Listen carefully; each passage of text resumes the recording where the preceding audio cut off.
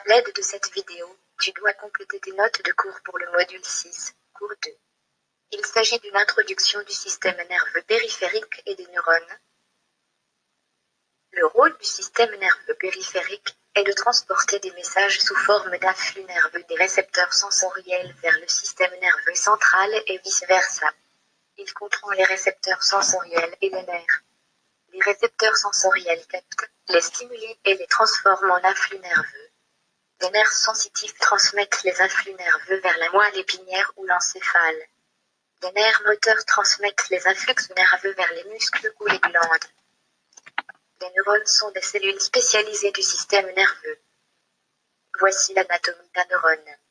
Il y a les dendrites, ainsi qu'un noyau. Ce noyau se trouve dans le corps cellulaire. Il y a plusieurs terminaisons neuronales et une axone.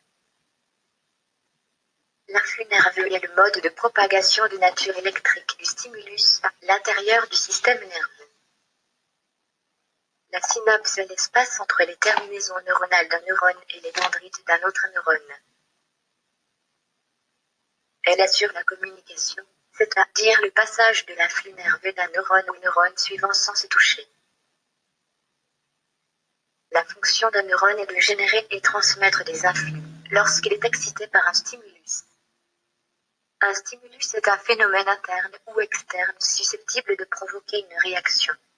Par exemple, la lumière, les sons, les odeurs, les saveurs, la chaleur et la pression sont des stimuli. Il existe deux types de réponses aux stimuli. L'acte volontaire est le mouvement conscient contrôlé par le cerveau. Par exemple, prendre un crayon, répondre au téléphone, lever la main. Le réflexe est un mouvement involontaire contrôlé par le SNC.